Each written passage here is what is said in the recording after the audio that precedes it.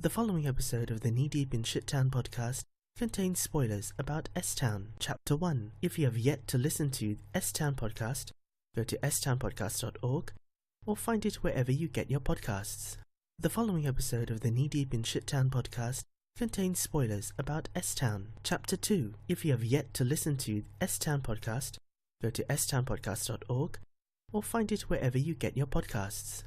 The following episode contains content that may be distressing to some people, including the discussion of suicide, drug abuse, and depression. If you feel at any time uncomfortable listening to this episode of the Knee Deep in Shit Town podcast or the S-Town podcast, please pause podcasts and call your local counselling services as necessary.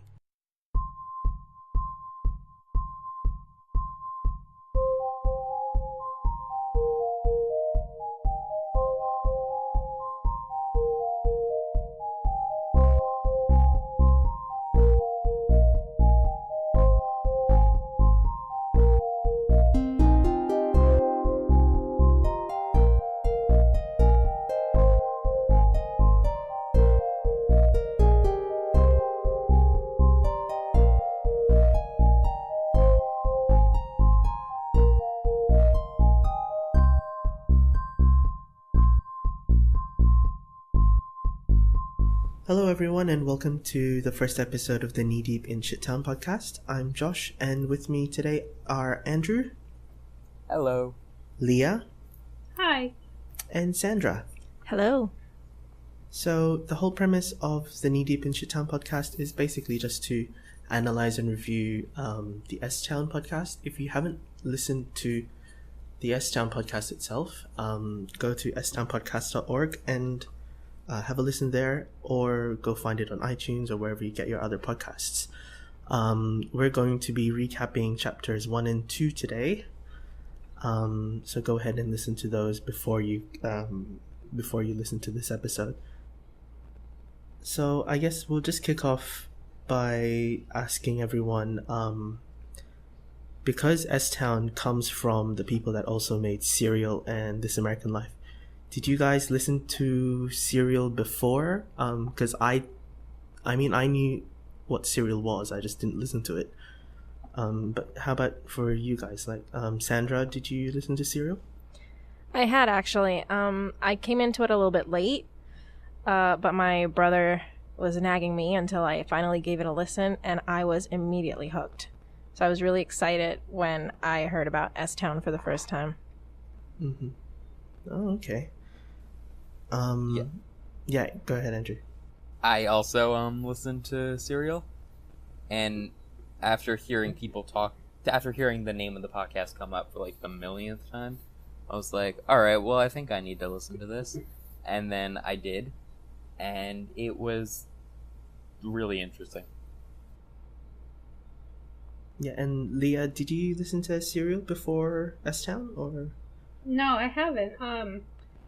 I heard a lot of people talking about it and saying good things, and it sounded intriguing, but not as intriguing as S-Town, so I just skipped right over Serial and went straight to S-Town.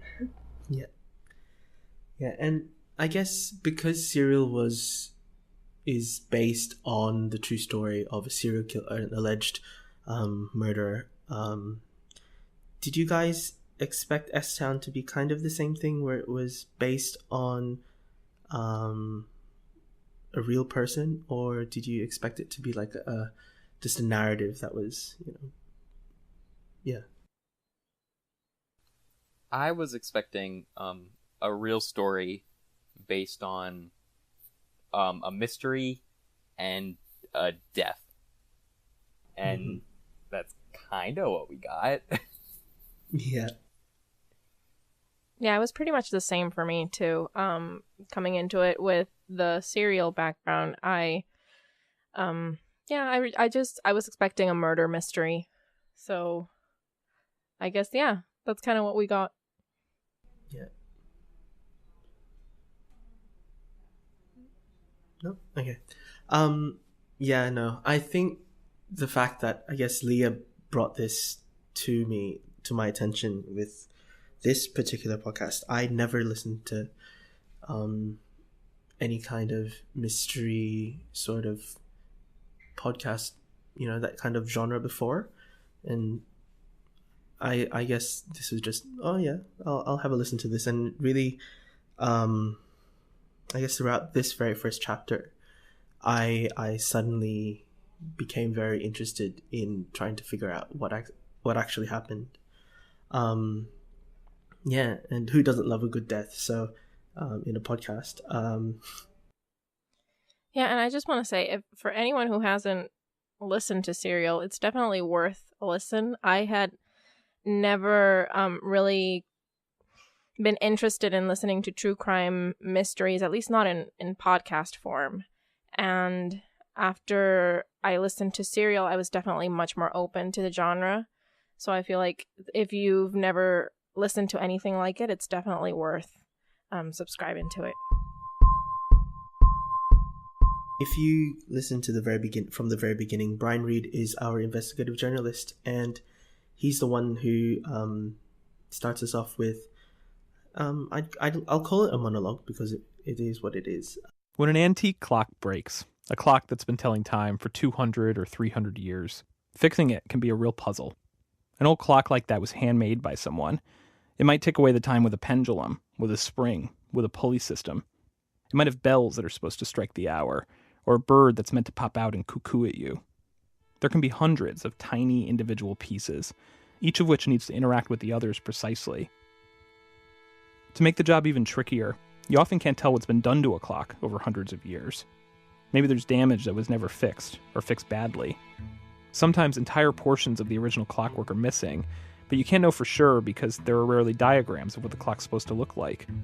A clock that old doesn't come with a manual. So instead, the few people left in the world who know how to do this kind of thing rely on what are often called witness marks to guide their way. A witness mark could be a small dent, a hole that once held a screw. These are actual impressions and outlines and discolorations left inside the clock of pieces that might have once been there. They're clues to what was in the clockmaker's mind when he first created the thing. I'm told fixing an old clock can be maddening.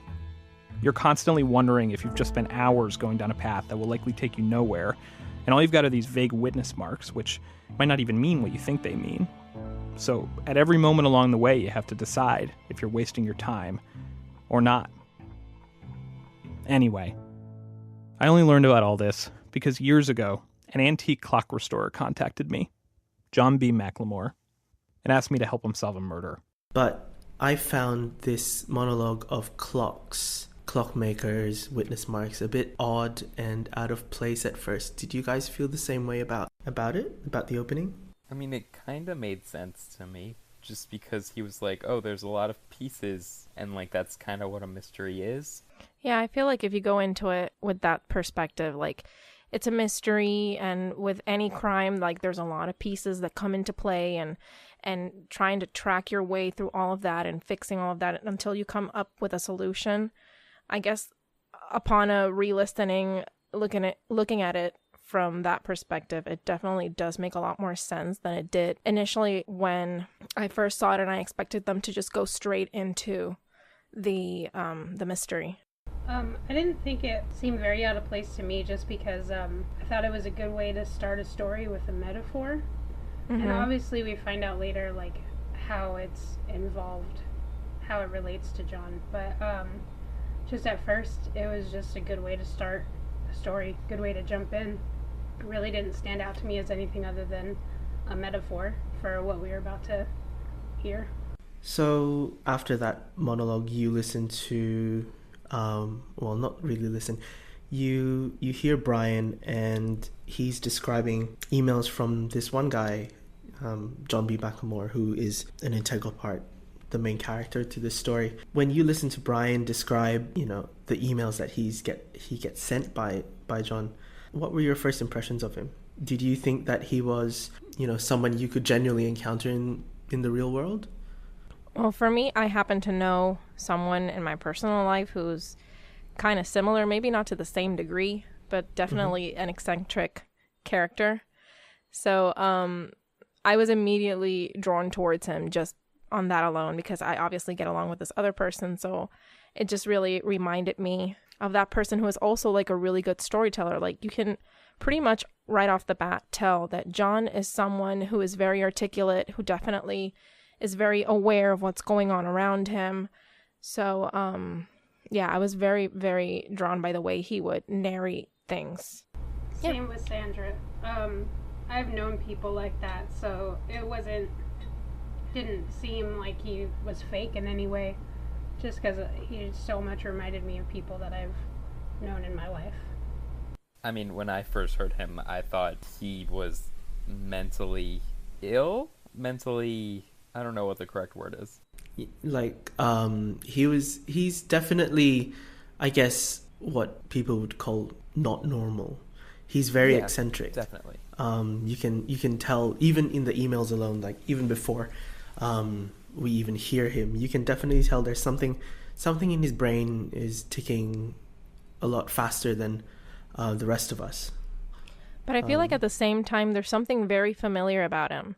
Because I feel like everybody knows at least one person, regardless of how close you are or not to that person. Yeah. I feel like everybody has that one person in their life who's somewhat like that, whether it be like the crazy aunt that people try to avoid, or, you know, like some person in like in the school that you go to, a professor. Like, I feel like that's why he's so appealing also to so many people, because the odds are that you know someone who reminds you of him, or he reminds you of someone. And like when we go further on into chapter 1, you see that Brian is obviously intrigued by the stories that John has to tell. In particular, the two cases.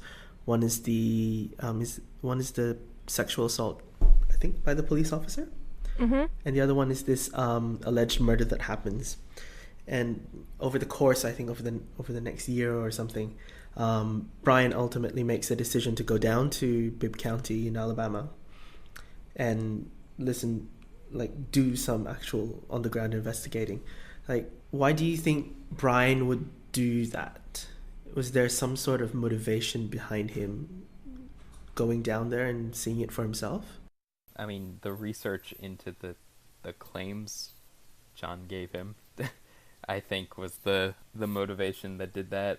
Yeah, I think also in the podcast at one point, it's sort of, I can't remember if it's just implied or if he directly says so, but he genuinely starts to consider actually going to the town when John writes him an article or sends him an article, effectively proving that the first event he'd told Brian about was true. There was an article exposing I think it was the chief police officer or something like that, for actually sexually assaulting women. So I'm guessing that in Brian's mind, if that first event that John told him about was true, then that opened up the whole possibility of the other event, the murder, also being true.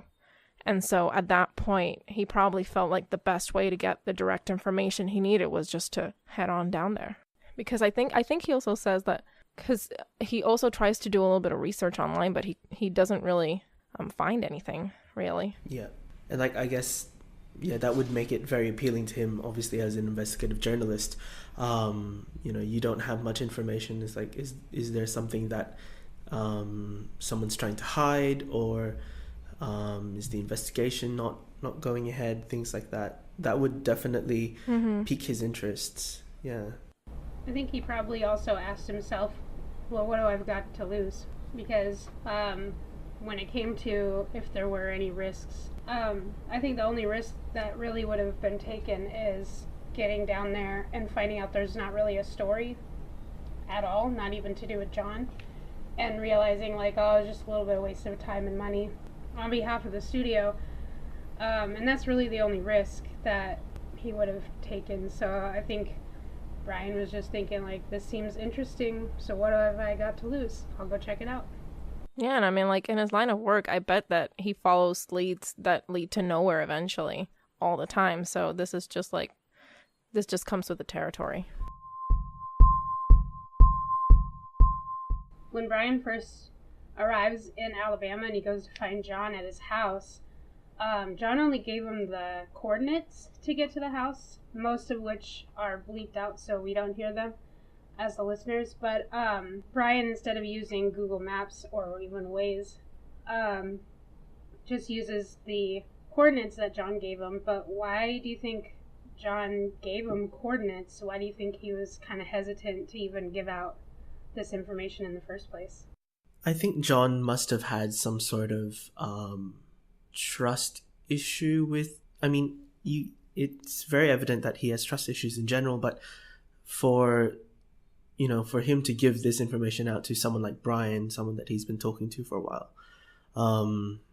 I guess he's still very cautious about even talking about where he lives. So I guess that's his way of I don't know, like trying to tell someone, but I guess implicitly. I mean, I don't know. I feel like I've been giving it a little bit of thought, and part of me almost feels like, I mean, to give someone the coordinates to anywhere, I feel like you can't really get much more precise than that, can you? Yeah. Like maybe it's not that he was actively trying to, I don't know, be as open as he could have been. I feel like maybe it's just that literally, probably if you go over to that place, it's just like a whole lot of land and not too many landmarks to, to guide yourself with. Because thinking about it here at home, our GPS systems, they're much better now. But I remember when they were starting to get popular, they would really easily kind of like get you lost. So like I'm feeling like maybe, I mean, John does say that this place is really hasn't progressed much. So there is, I feel like in my mind, there's a possibility that maybe the GPS system isn't as precise out there. So maybe he's just literally trying to make sure that Brian gets there as easily as he can. I don't know. True. But the coordinates didn't necessarily lead Brian right to John's front door. He had difficulty getting there. So I think we mentioned this before, but what were those coordinates exactly to? Were they to maybe the maze? And you can't get to the maze by way of that initial road coming in or something, or I don't know. I feel like it's kind of implied the maze is right at John's house, right near it. So I don't think that could be the case. I think but if you listen but his back, property is pretty large though. No? Yeah, it is. I think he describes it as hundreds of acres or something. But I think because it's mostly a wooded piece of land, it's just going to be hard to find the opening. It's not next to the road. It's kind of a bit of a distance out from there. Yeah, and probably because it is a small town and a very rural, I can't say that word, rural area. There's probably not much in the way of signs or stuff. So rather than directly guiding him through the phone or something, he's just okay, here are the coordinates, just input those in and you'll get there. The front door of the house opens, and a man comes bounding out of it. John. All that bullshit. How are you? I found it. Nice to meet you. There's no nice to meet you back, no how you doing, no handshake. John just takes off around the side of the house with a pack of dogs following him. When you listen to the interaction of Brian and John the very first time they meet each other in person, did that reaffirm your first impressions of him? I know we discussed this before, but when you listen to him and how Brian describes that John just goes straight past, doesn't give a formal introduction, doesn't shake hands, just goes straight to working on the dogs and things like that. Did that reaffirm what you thought of him before? Yeah, pretty much. Because I think you can definitely tell he's not one for social interaction, if at all. So I guess that was his way of, welcome, but let's move on, let's focus on something else instead of just hanging around for a bit, properly introducing him. Yeah, and I think that also maybe I get the feeling that John is the kind of person who maybe is very familiar with a select group of people, And somehow throughout their back and forth throughout that year, Brian found himself within that circle. So probably for him, it's like, oh, like, I already know you. I have no need to go into pleasantries with you, you know? Yeah, He just wanted to get right to the point. Because you do, as you listen to the episode, you do get the sense that he is able to get people to open up to him. And he probably is, and he does that very easily too once he kind of like admits you into that circle of trust. And Brian, because he was the one to approach Brian, he probably already feels like he has that trust established with him. I don't know, that's kind of like what I'm feeling from John. Yeah, I agree with that. Like, he spent all those months talking, starting on email and then on phone. You just feel like you already know the person. I know I've talked to a lot of people over the internet that I only know over the internet. And when it came from moving from, like, emails to texting consistently to having our first Skype call, for me it was like just talking with an old friend. Like, there was no weirdness or like, let's reintroduce ourselves, especially after almost a year of doing that. I definitely see how John just didn't feel any need to, like, you know, any formal greeting. He was just like, hey, it's my old buddy Brian, let's get on with this. Yeah.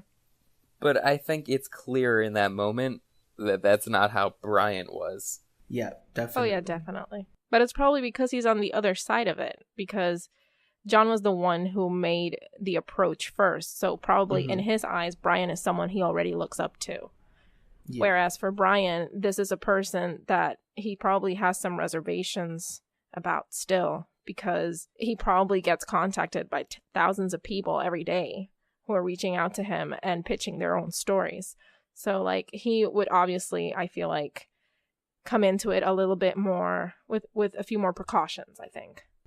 He definitely approached it as more like a job at first. Like, he definitely was not anywhere near like the, hey, we've been talking for a while, we're friends. He was very much like, this is a job. I came here to do a job. So when Brian goes down, meets John for the first time, and begins the investigation formally into this alleged murder of Dylan Nichols by Cabram Burt. Cabram is one of the people, part of this whole Burt family. Is it a logging company? I think so. Yeah. A lumber company. Lumberyard or something. Yeah. Yeah. And it's like, this is this is the reason why Brian's down there. But as he goes through doing the investigation, looking into, you know, any potential sources of information, like even like news reports from the local newspaper, it seems like John is very reluctant to even try and assist. Do you think that there was something going on in the back of his mind thinking it's not true, or do you think it was more like John was thinking, this is Brian's job, I'll just let him do it? Yeah, I truly think that he believed the murder happened. I think he thought of Brian as the professional. And so, I mean, he says, like, I just wanted to get out of your way, I think, when they're actually at the library. And I think he kind of meant it. Yeah, I pretty much felt the same way. And I think that to some degree, John is so set in his ways and in the opinion he already has of the town that he's already, in his mind, like you said, Andrew, he already thinks that the murder happened. But I guess, like, some part of him is almost like afraid of being proved wrong in a way. So maybe that's why he's not as into actively trying to do the research or help Brian look into it. He just wants to, like, stay out of Brian's way, let Brian deal with it, and then deal with the results as they are. Another possibility is like, he didn't want to be alone again. He felt a connection with Brian. He liked being busy and investigating this murder, and, you know, didn't want to go back to his humdrum routine life, because doing this investigation was a distraction from all those negative thoughts. And there's a good chance that he was using this investigation, or he didn't want Brian to find any answers because he didn't want the investigation to end, because then that means going back to that humdrum routine where those thoughts could start to creep back in again. Yeah. I don't think the thoughts were ever creeped out, though. True. I think they were at least a little quieted during the more talkative times, I guess. Or more that John didn't have to keep the thoughts in. He could let them out to somebody in his his sarcastic way that he did. Well, yeah, I feel like John, I mean, you obviously can tell that John is an intellectual person, right? So I think it comes out in the podcast early on that he says that the only person he can actively have intelligent, quote unquote, discussions with is the town lawyer, who doesn't even live in the same county. So for him, Brian is like, oh my God, this whole new person who I don't have to bore them to death because I'm not telling them stuff that they've already heard 1,000 times. This is like a new person who's hearing all of his goings on for the first time. So I'm sure that in a way he is like he really doesn't want the investigation to end, like Leah says, because that would mean losing this new kind of debating partner, I guess.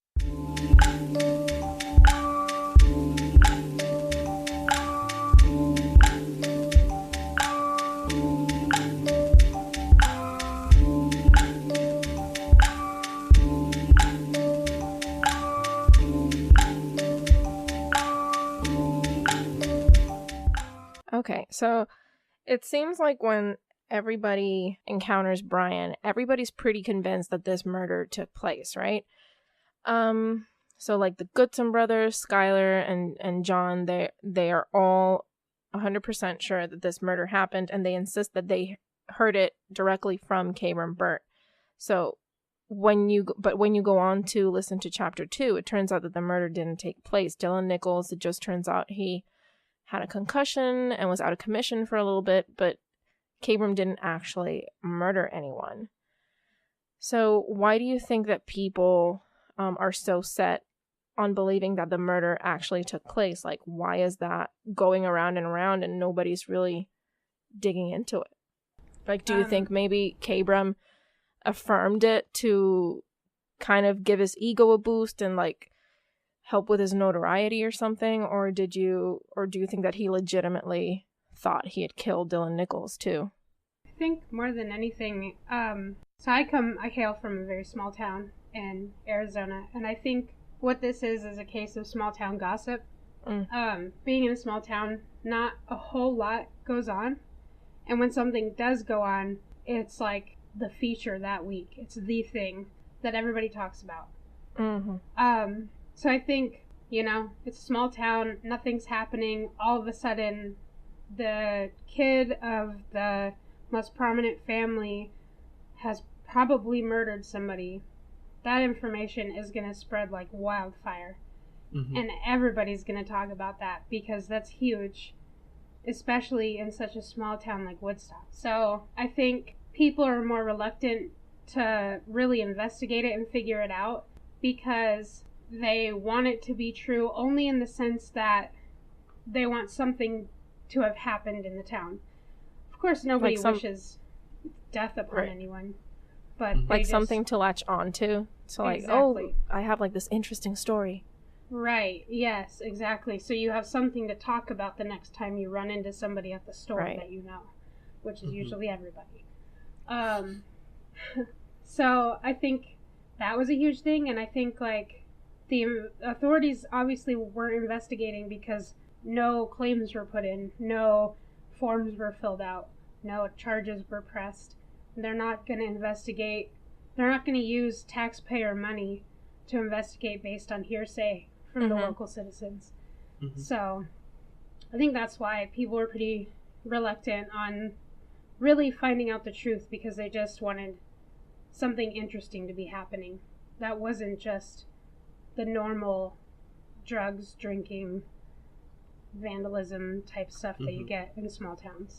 I think... Oh, sorry. Go ahead. Sorry. I think people believed it because I'm inclined to believe that he actually did go around saying that he did kill a person.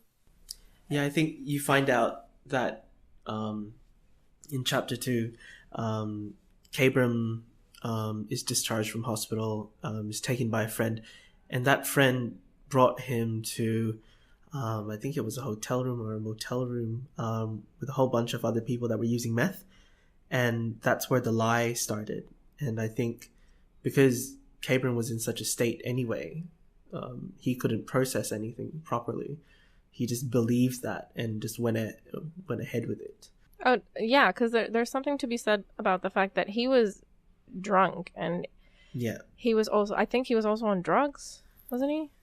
So, Yeah. like, he's probably, like, it's a huge game of telephone, and he's probably trying to piece his own story together from what he gathers from what other people are saying as well, because odds are he probably doesn't have the best recollection of that event. So, like, it's like this odd, like, they're all feeding into each other's story, and then it comes to a point where it's much more exaggerated than what actually turned out to happen. And then I think to say anybody who knew the story, who is there, is also messed up on, drugs and drinking. So Yeah. they're not really going to be reliable sources either. Yeah. So it's just like all these pieces from the night put together, and then whatever they don't remember collectively, they fill the gaps in on. right, and like Andrew said, I wouldn't put it past Kabram to at some point probably told somebody, oh, like, I killed a guy, like sort of exaggerating the facts to kind of like boost himself up a bit, like. Yeah. Yeah. Later on, when the truth does eventually come out, Kabram even says, and I thought I killed him. I swore I killed him. He even says that, like, he was convinced himself that he had in fact killed him. Yeah. He definitely believed that at least at one point. Yeah. Yeah. Probably for a while. Yeah, and he ran with it. He ran with that story. Mm-hmm. Yeah. Because, like, again, there's like nothing else to talk about probably. So, like, Yeah. if you pull out this huge story of how you supposedly killed a guy, people's ears are gonna perk up. Definitely. And, like, I guess you have that story, and then you have Brian coming into town, someone not from there. And I guess it also comes up because it's one of the major themes that comes out of S-Town is that he's not from the South. He's from New York, and like, I guess that's what now piques everyone else's interest is, what's this guy doing here? It's like, what are his intents? Like, what's he doing? Who's the new guy in town? Yeah, they want to suss him out. They want to find out what he's actually doing there. Like, they also, the people in this Black Sheep Inc. Parlor or the clubhouse even, like, they have some very interesting things to say. Is that something typical of small town life? Can you repeat that real quick? Like, the people in the clubhouse, they have sentiments against people from the north. Like, they make comments like, you're not as racist up there. Mm-hmm. Like, they tend to air their dirty laundry a lot easier. Mm-hmm. Like, is that something closer? Is that something, I guess, typical of the small town behavior, or referring to people as, like, being from up there, or that's because you're from up there or whatever, that's more indicative of the South versus the North, because that obviously was such a huge divide, obviously during Civil War times, and what even that war represented and what they were fighting for. So that's more indicative of South versus the North rather than small town versus big city. Not to say that when it comes to the racism, that's only in the South, because that's not. Racism is huge in every small town that you'll find. So yeah, that answers your question. Yeah, and I feel like in the case of this smaller town, those are the topics of conversation, but you could just as easily go somewhere like some kind of gathering place in I don't know, anywhere in the north, or like perhaps a larger city or a suburb or whatever.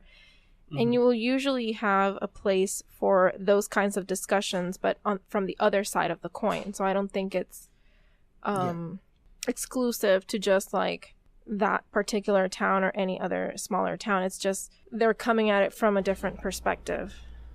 Yeah.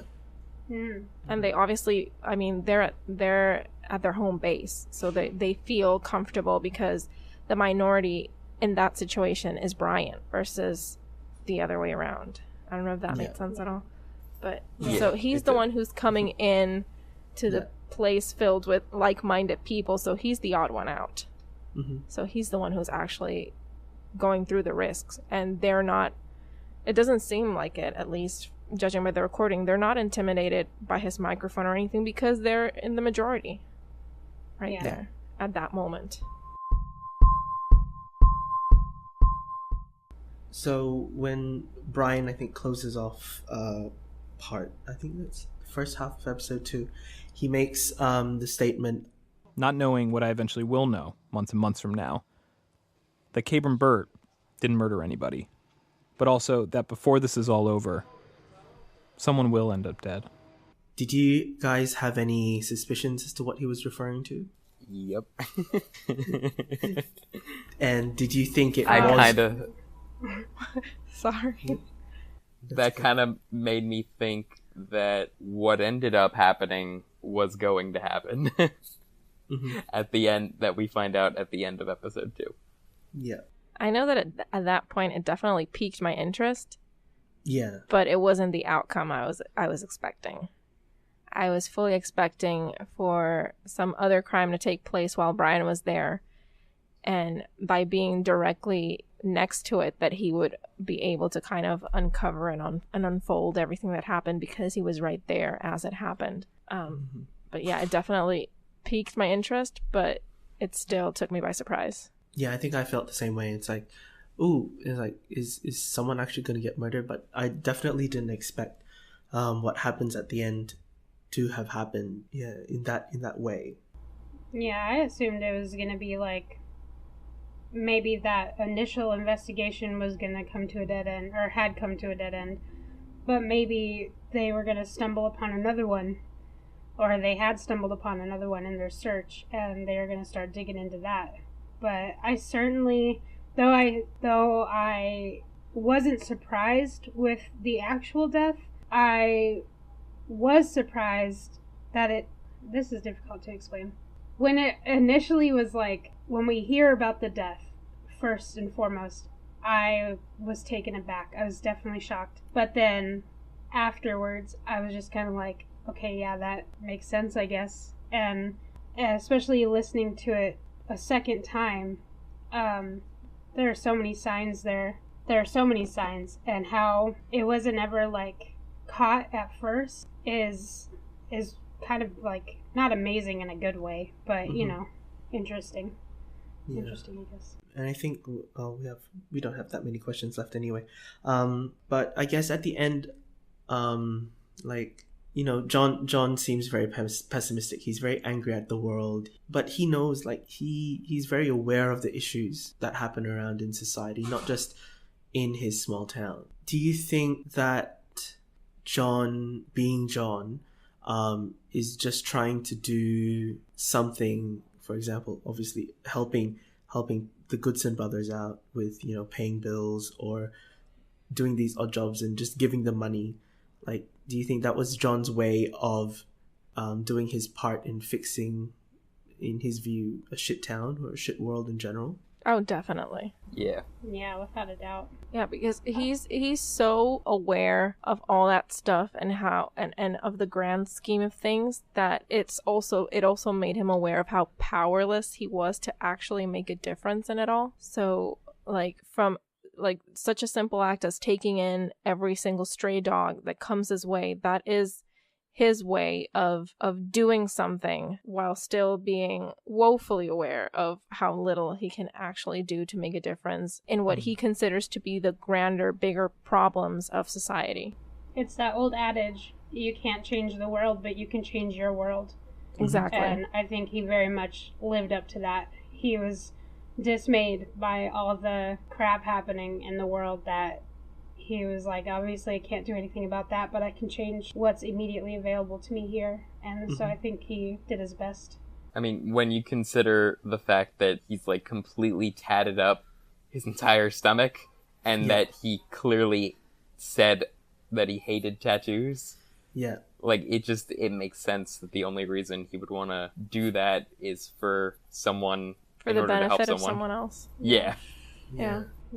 I think when you listen to it, you know, the times when, like, I think Bubba, who's the co-owner of the shop, is like, he's very meticulous, and he wants to know what's going on in your life so that he can repay or pay it forward for you. It's like he's very sacrificial, or he displays a lot of empathy that way. That's his way of showing that he can care for someone, even though obviously behaviorally it comes out very differently. And then the more I got to doing it, you know, I realized, you know, we're in a rut, you know, we need some money, and he helped us out. I mean, he helped a lot. Bubba and Tyler co-own Black Sheep Inc. together, and Bubba started noticing they'd have a bill about to come due for the business. They'd be wondering how they were going to pay it, and then conveniently John would come in and hand over $300 or $400 and ask for another tattoo on his chest. Bubba says people around here don't throw down money like that. But John would, just in the nick of time, and then schedule another appointment for soon after. He might not have said, I'm helping you out, but when you sat down and paid me $2,000, $3,000 in a couple weeks span, you just helped me out. You know, you just got all my bills caught up. You just got everything back to where it needed to be. You know. And you think that's why he did it? Now I do. He keeps a book, man. He writes down everything. So he knows when we're having a bad time. He'd ask certain things like, what's the rent? You know, what's your power bill? When's it due? And he already knows this shit because he writes shit down. And he just, you know, planned his tattoo out to where it pretty much paid everything up in increments. Wait, it was like that exact almost? Yeah.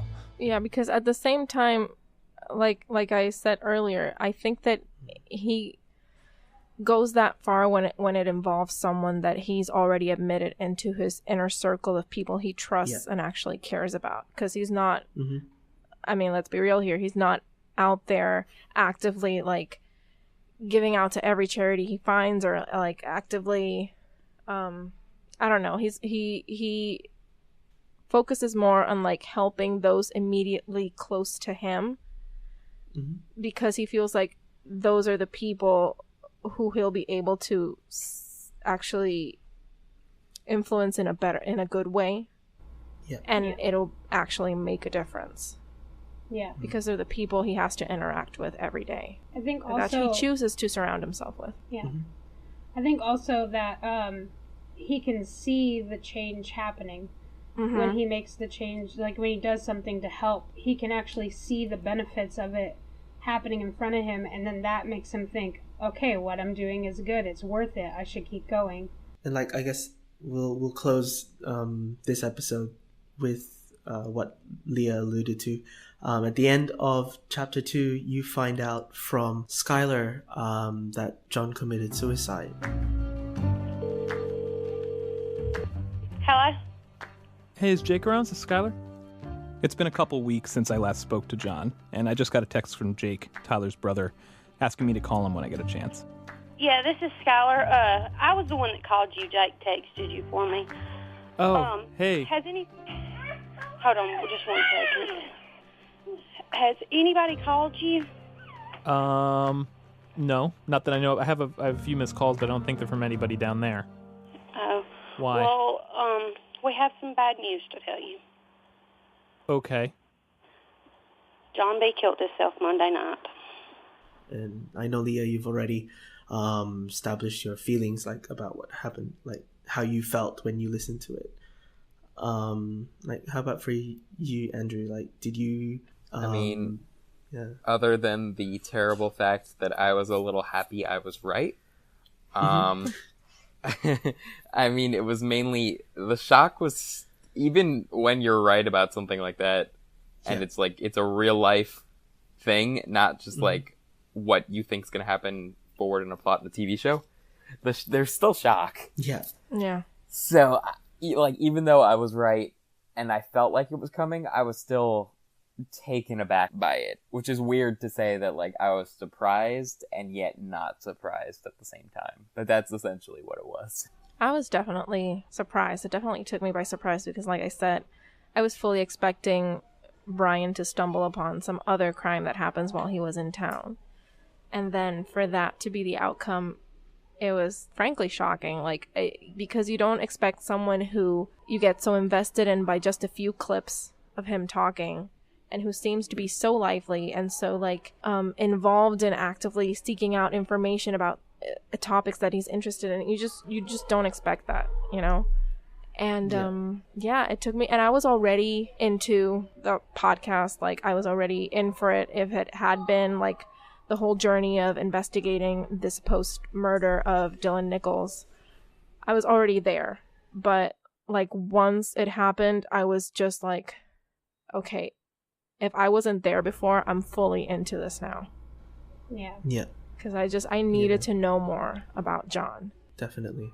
I mean, like, I when I listened to it for the first time, I just had to stop and take a break and just collect myself, because throughout the course of these 2 chapters, you learn about him, and you learn like his story, I guess, for the most part.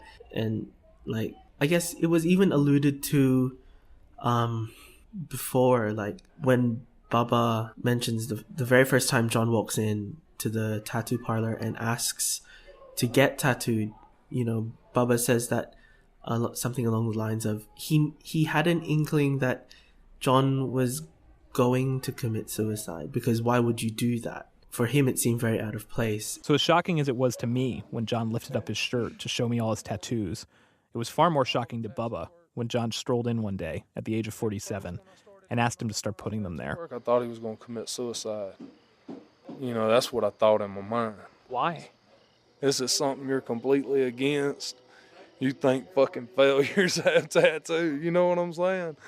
Why in the fuck would you just start tattooing your whole upper body like that? You know what I mean? And around your neck. Tattooing pistons on him, you know, redneck ass tattoo, you know? So, I mean, first thought, I thought he was going to kill himself. I thought he was going to get tatted the fuck up and blow his brains out or something. Fuck, I don't know. And I guess no one could ever really predict what could happen to John because of his mental health and how far he swung between depression and mania. Like, even those casual one-liners of, oh, here's my, you know, it's like, I've contemplated suicide before, or those things. You could never really believe it, but when it does happen, it deeply affected everyone. You can tell. Like, yeah. And did you guys have any other? Oh yeah, I was just gonna say that you can tell that even though some people in the town definitely considered him strange, you can really tell how they are affected by his suicide. Yeah. Like, regardless of anything else, they did hold him up to a certain esteem, I guess. Like, he was definitely respected. Cornerstone of the town. I'm sorry, Leah? I'm sorry. I was just saying he's definitely a cornerstone of that town. Yeah, exactly. And I just wanted to ask you guys, because for me, my favorite bits of the 2 chapters were those little recordings of John, because I really love the way that he gets his point across. I was just wondering if there was like any particular bit that stood out for you, like that was your favorite part out of any of these 2 chapters. That's a really good question. I feel like I'd have to re-listen to them. Re-listen, not even just read the transcript, because it's all about his delivery of them. So I don't think I could really pick anything out in particular. I'd have to like re-listen to them again.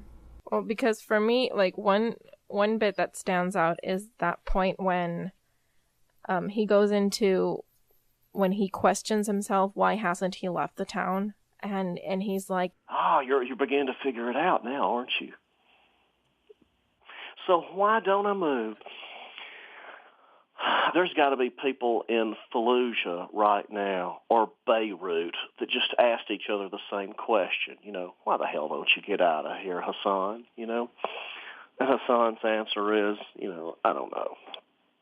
Hassan has probably got out there and made, a sand maze or something. His aging mother can't decide which one of her hijabs she's going to wear that day, and she ends up peeing all over herself. He has to clean her up or some damn something. He keeps thinking, okay, maybe one day it'll get better, although secretly he knows it never will.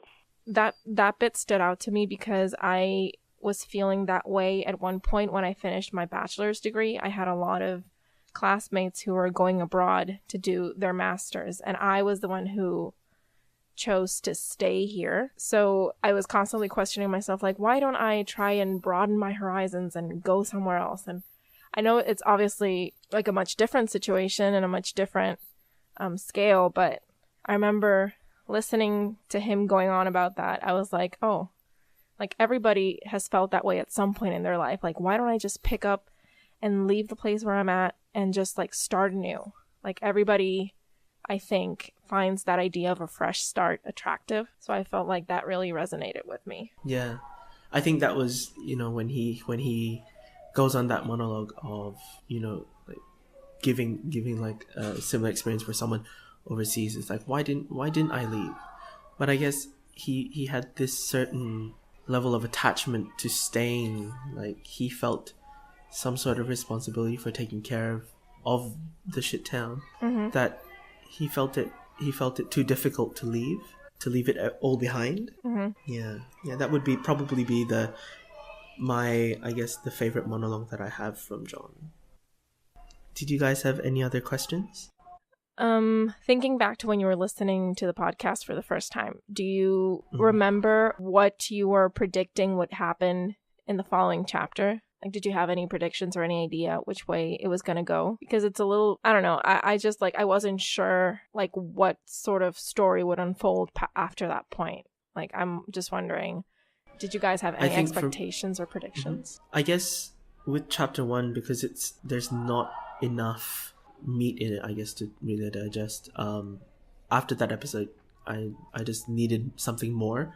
I guess that's what I got out of chapter 2. But at the end, like particularly with the end of chapter 2 with the suicide, I couldn't really predict what would happen, but I guess it would be more about how people in the town or how John's family would process his loss. And that's how I think the very first time when I listened to it, that's what I kind of predicted, is like, oh, are we going to look at how they grieved for him, or how are they going to remember him, and all the other family dramas associated with a funeral or a death in general. Yeah, I think... Oh, sorry. That's fine. I think during the ending of episode 2, and when it sounded like Brian was literally telling us everything about the case that I thought this podcast was going to be about, when he was literally explains it, like, step by step, all right, here's what happened that night, I was like, wait, then what is this podcast about? And what is going on? Yeah. Where...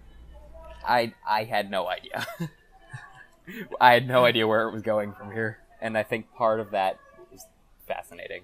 I was like, oh, I have no idea where this is going. Yeah, I felt and pretty much the same. And I want to hit episode 3. Yeah. I felt pretty much the same as Andrew.